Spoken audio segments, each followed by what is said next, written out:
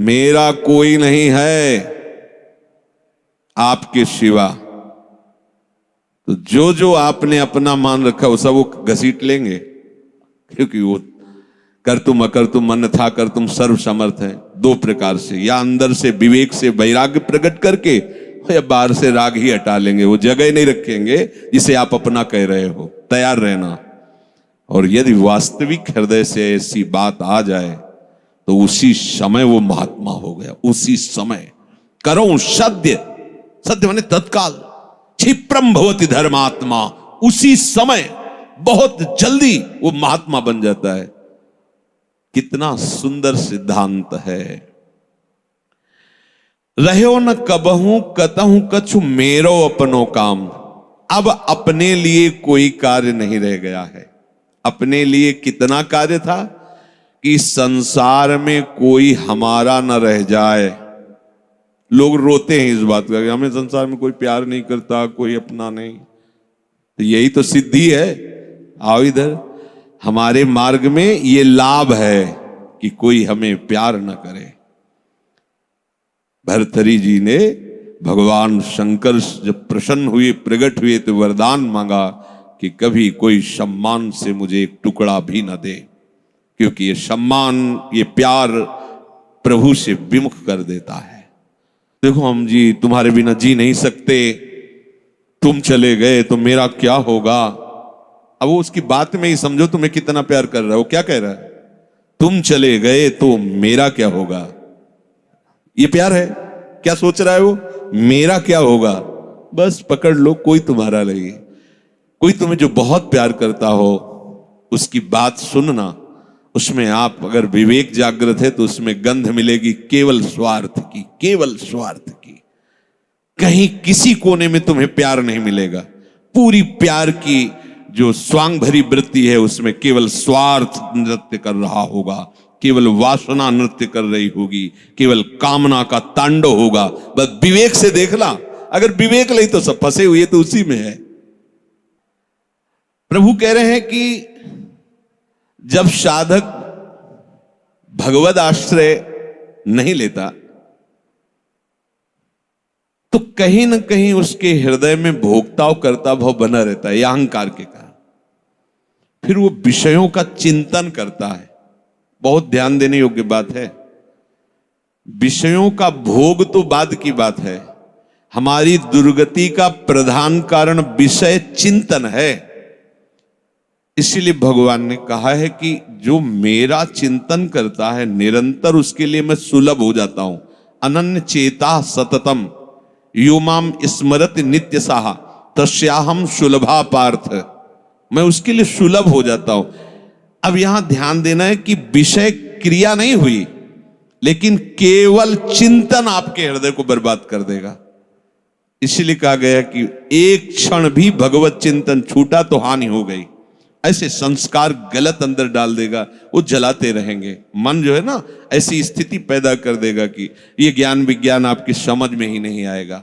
ध्यायतु विषयान पुंसः। प्रभु का आश्रय ना लेने के कारण, प्रभु के परायण ना होने के कारण, निरंतर भगवत चिंतन ना होने के कारण जो अंतर होता है वो विषय चिंतन होता है। ध्यान देना। दीर्घकाल निरंतर सत्कार सेवितो दृढ़ भूमि। जब दीर्घकाल तक निरंतर भगवत चिंतन का अभ्यास किया जाता है तो दृढ़ भूमि वो इतना पक्का हो जाता है कि फिर आप छोड़ना भी चाहो तो नहीं छोड़ सकते। जैसे विषयी पुरुष भले कहीं भागवतिक स्थान में भी बैठा हो पर वो अपना ही दृश्य देखेगा, अपना ही चिंतन करेगा। ऐसे भागवतिक पुरुष भले ही वो विषय प्रपंच में बैठा हो लेकिन वो अपना ही दृश्य देखेगा, अपना ही चिंतन करेगा। तो जो भगवत परायण नहीं होते, प्रभु का निरंतर चिंतन नहीं करते, उनका विषय चिंतन ही होता है। वो विषय चिंतन ही करता है ऐसा नहीं कह रहे। स्वाभाविक होता है विषय चिंतन उससे, क्योंकि भगवत परायण नहीं है, निरंतर भगवत भजन का अभ्यास नहीं किया तो होगा क्या? विषयों को भोगता रहा है। उसी कर्तृत्व भोक्तत्व भाव का चिंतन होता रहता है। ये बहुत खतरनाक स्थिति, प्रायः इसी स्थिति में पूरा संसार है। बैठे बैठे बस वही चल रहा है, ये किया वो करूंगा, ऐसा बना लिया वैसा बना लूंगा, अब इतना ऐसा हो जाए फिर वैसा हो, और ये सब का सोचते सोचते काल आ गया, मृत्यु, शरीर छूटा। अब जो सोच रहा था, जो सोचा, उसके परिणाम से दूसरी योनि मिली। बस यही चक्र चल रहा है। जब ये प्रभु का चिंतन करता है तो संसार का चिंतन जो स्वाभाविक होता रहता था, अब हो तो रहा है। देखो ना, जैसे हम नाम जप करते हैं, भगवत चिंतन की चेष्टा करते हैं, तो बड़ी जोर से गंदगी आती है। ये सबका अनुभव है जो भजन करते हैं, बड़ी जोर से, जैसे कि दरिया में उफान आ गया हो। एक से एक गंदी से गंदी, मतलब जो आपको भी लगेगा कि यार ऐसी बात कैसे हो सकती है, बिल्कुल घृणित। वो आराध्य देव पर घृणित भाव, वो अपने गुरुदेव पर घृणित भाव, वो कुछ भी डरना नहीं, समझना। ये आपके, तो आपको लगेगा कि कितना नीच हूं, कितना गंदा हूं, क्या क्या सोच रहा हूं, कैसे, मतलब कुछ नहीं, समझना। बिल्कुल तटस्थ भूमिका होनी चाहिए। मैं थोड़ी सोच रहा हूं ये सब गंदी नाली के कीड़े की तरह मन इंद्रिया भोगों में रहे, अभी गंदगी फेंक रहे, बिल्कुल तटस्थ। अरे मैं प्रियाजू के लिए क्या सोच रहा हूं, मैं लालजू के लिए क्या सोच रहा हूं, और मैं गुरुदेव के लिए क्या, बिल्कुल नहीं। ये बेईमान लोग हैं, ये हमको भयभीत करेंगे, हमारी निष्ठा बिगाड़ेंगे, हमारा भाव बिगाड़ेंगे, बिल्कुल नहीं मानना। ये हम बहुत खूब अनुभूत सोची समझी बात कह रहे, खूब साधकों से मिली हुई बात। ये अपने आराध्य देव पर ही गलत भाव कर लेगा, ये अपने गुरुदेव पर भी गलत भाव कर लेगा। आपको डरना नहीं है, ये किसी भी तरह से आपको हटाना चाहता है। जहां आप भगवत चिंतन में लगे, अब भगवत चिंतन आपके हृदय में आए हुए या बसे हुए या पुराने संस्कार सब मिटाएगा। बिल्कुल आपको चिंता नहीं करनी, बस चलने दो। नाम कीर्तन, नाम जप, मंत्र जप, वाणी चिंतन, चलने दो। सेवा, ये जितनी गंदगी, बस चुप रहो, देखते रहो। उबने की जरूरत नहीं, खिन्न नहीं होना, ना हर्षित होना है। दोनों बात समझ, खिन्न हो गए तो वो टिक जाएगा, ऐसा क्यों नहीं है। उसमें गंदगी जब धुलाई हो रही तो निकलेगी सब बाहर, शांत एकदम। बहुत गंभीर होना चाहिए उपासक, इस स्थिति वाले को एकदम घबराना नहीं चाहिए। वो फिर अच्छी बातें भी डालता है जो संसार में सुखद मानी जाती है, उसमें आपको हर्षित नहीं होना, तटस्थ। यहां तक कि वो भागवतिक बातें भी डालेगा तो आपको भी गंभीर रहना है, क्योंकि वो थोड़ी देर जब समझ गया कि ये भागवतिक बात को सुनता है, तो जहां भागवतिक बात दी आप सुनने लगे, तो अपनी पेशगी कर देगा। आप समझ ही नहीं पाओगे, दस्तखत करवा लेगा। बहुत चतुर है, इसीलिए सबसे बड़ा चतुर सृष्टि में कौन है? रामाय भजते चतुर नर, उसे सुजान कहा गया है, क्योंकि इन सब चतुरों को भी काबू में करने की सामर्थ्य भगवान नाम जापक में है। एक एक हरकत वो मन की देखता रहता है, एक एक हरकत, छोटी सी छोटी उसकी चेष्टा। अच्छा समझ में आ रहा है, ठीक। कुछ नहीं, कोई नहीं बिगाड़ सकता, बस आप झुकना नहीं इस पे। बाहर की बात नहीं कह रहे, यहां की बात।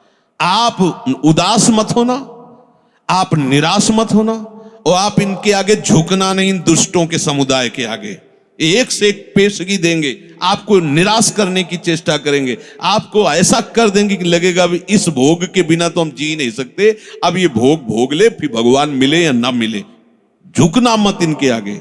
ये दुष्ट प्रवृत्तियां आपको रौंदने की चेष्टा कर, और आप तभी नहीं झुकेंगे जब मत परायणा भगवदास। अगर भगवदास तरेरी तो बातें बोलते रहो, कुछ नहीं होने वाला, वो अपने आप वहीं आपको आकर्षित कर लेंगे। तो जो भगवद आश्रय छोड़ चुका है और संसार का आश्रय लिए है, तो चाहे जितनी चतुराई करे, संसार का ही चिंतन होगा। और संसार का चिंतन है विषयों का चिंतन, और विषयों का चिंतन है दुर्गति। स्पष्ट समझ लीजिए, क्योंकि विषय चिंतन में राग प्रियता आसक्ति पैदा होती है। जैसे विषय चिंतन होता है तो उस विषय चिंतन के प्रति राग होता है, प्रियता होती है। अगर ये वस्तु मिल जाती आज खाने को, ये भोगने को, ये देखने को, ये सुनने को, मजा आ जाता, आनंद आ जाता। ऐसा राग, प्रियता और आसक्ति और विषय सेवन की ललक अब रहा नहीं जा रहा। ये कब शुरू हुआ? विषय चिंतन से। ध्यान रखना, ध्यायतो विषयान पुंसः संगस्तेषुपजायते। विषयों का ध्यान करने से, चिंतन करने से विषय संग अर्थात आसक्ति उसके हृदय में प्रकट होती है। अब तो रहा नहीं जा रहा, अब वो भटक रहा है, क्या करूं, कैसे करूं, कहां वो पाऊं, ललक रहा है अंदर। बड़ी दुर्गति की ये स्थिति होती है। प्रायः हर साधक इस आग से जल करके आगे निकलता है। आग बुझाने की चेष्टा मत करना। इसमें अगर आपने थोड़ी भी बैलेंस बनाने की कोशिश की तो मार्ग छूट जाएगा। इस आग से ही निकलना है, पक्का तय करो। आग को बुझा करके निकलना है, कभी नहीं, निकल ही नहीं सकते। और जब आप इस आग में कूदोगे तो ये आग जलाएगी नहीं, चंदन हो जाएगी। बाहर से तुम्हें लपटें दिखाई देंगी और जब अंदर प्रवेश करोगे कि हे प्रभु आपके लिए मैं जलूंगा, तो कहीं भी धुआं भी प्रवेश नहीं हुआ विभीषण के घर में। पूरी लंका राख हो गई, एक विभीषण कर गृह नाय। पूरा संसार जल रहा है, कामाग्नि, क्रोधाग्नि, लोभ, लेकिन भक्तों के हृदय में उसका धुआं भी प्रवेश नहीं करता, क्योंकि वहां भगवान का आश्रय है। विषयों का सेवन शरीर से भी ज्यादा घातक है मानसिक सेवन।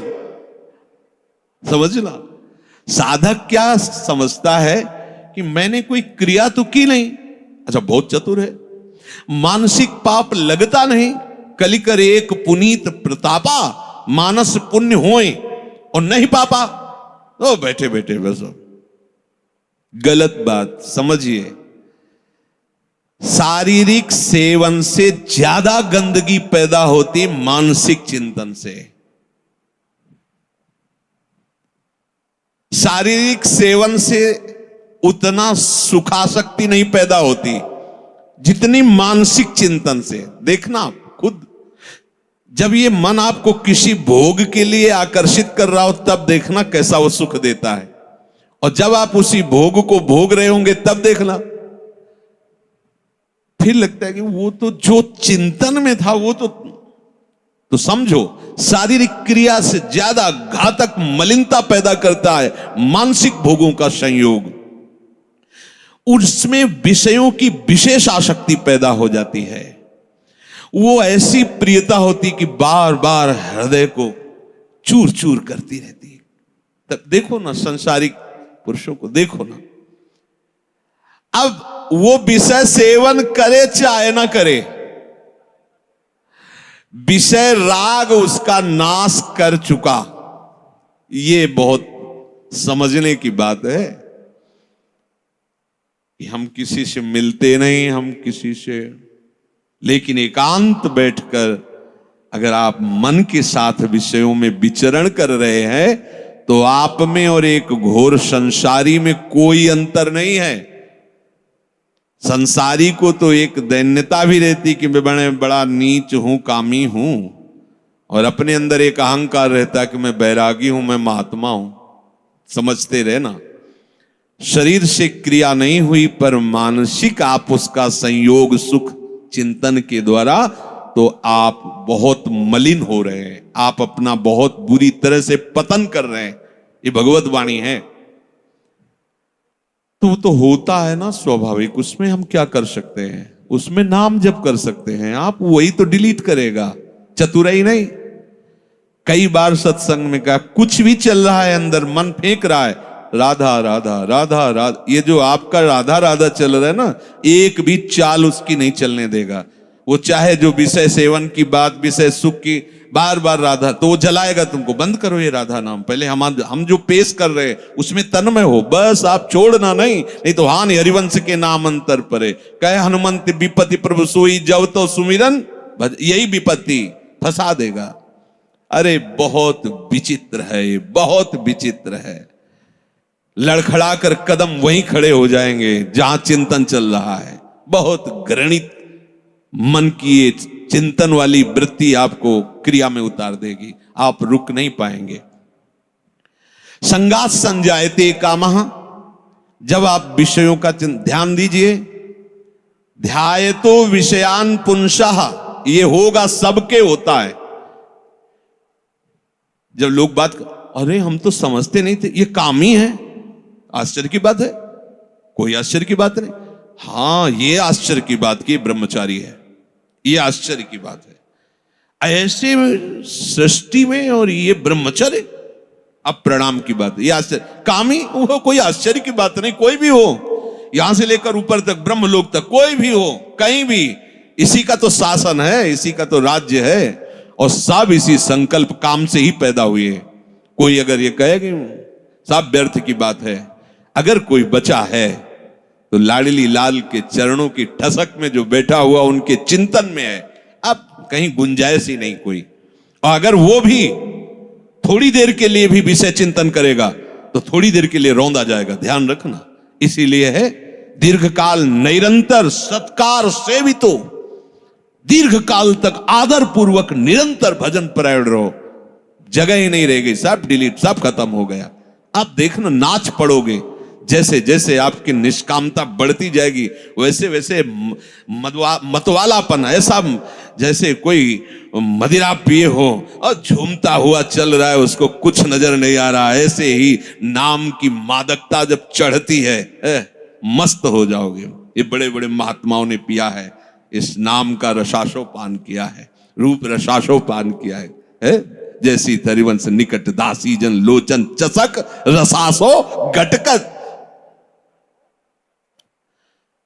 जब आपका विषय चिंतन चल रहा है, यदि नाम नहीं चल रहा तो खतरे में अपने को डाल रहे हो, और नाम चल रहा है तो तुम्हें परेशान होने की जरूरत नहीं, वो कुछ नहीं कर पाएगा, कुछ नहीं। ये बहुत बड़ा पहरेदार है, आपको गिरने नहीं देगा, उनकी एक भी संस्कार वृत्ति आपके हृदय में बनने नहीं देगा। अपने पास बहुत बड़ा पावर है नाम। इसीलिए तो जो इस रहस्य को समझ जाते हो बलिहारी होते हैं संतों की, गुरुदेव की, कि आपकी कृपा से वो चीज मिली। पायो जी पायो मैंने राम रतन धन पायो। ये नाम ऐसा महामहिम, भगवान को अधीन कर ले, मन की क्या बात है, मन अधीन हो ये क्या बात है। भगवान को अधे सुमिर पवन सुत पावन नामू, अपने बस करी राखे रामू। जब भगवान को अधीन कर लेता है तो ये तो मन की तो बात जाने दो, इंद्रियों की बात जान। पर आप क्या करते हैं, जब विषय चिंतन कर रहे होते हैं तब आप नाम को छोड़ देते हैं। बस ये गलत बात हो गई, अब आप नहीं समझ सकते।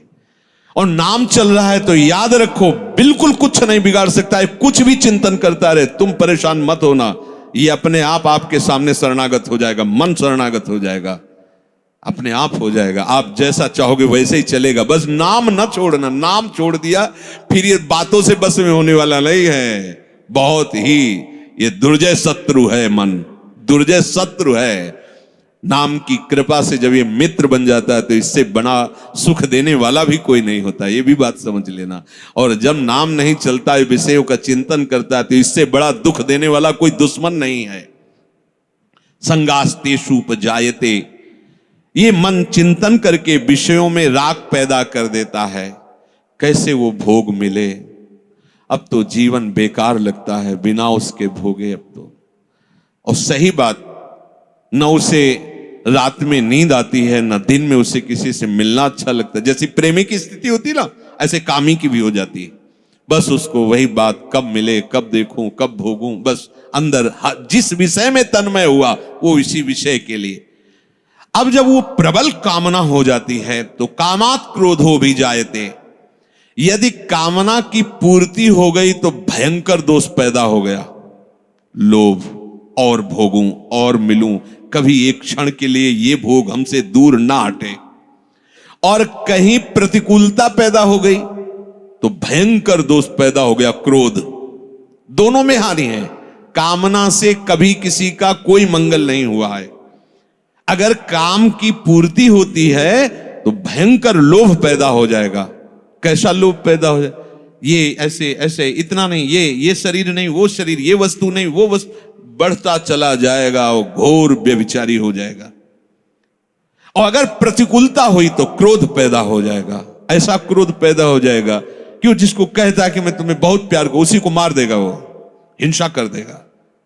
ये बिल्कुल समझने की बात है। अगर उसकी कामना भरपूर हो चुकी है, संकल्प बन चुका है और उसकी पूर्ति में बाधा होगी तो भयंकर क्रोध, और क्रोध जहां प्रकट हुआ, कामः क्रोधोद भी जायते क्रोधात् भवति सम्मोह। अब जहां क्रोध प्रकट हुआ, अब उसमें मूढ़ता छा गई। ये करना चाहिए, ये नहीं करना चाहिए, खत्म हो चुका। अब उसमें और पशु में कोई अंतर नहीं है, उसमें और राक्षस में कोई अंतर नहीं। कोई आशा न करे कि जो क्रोध से सम्मूढ़ता को प्राप्त हो चुका है उससे कोई विनय काम करेगी।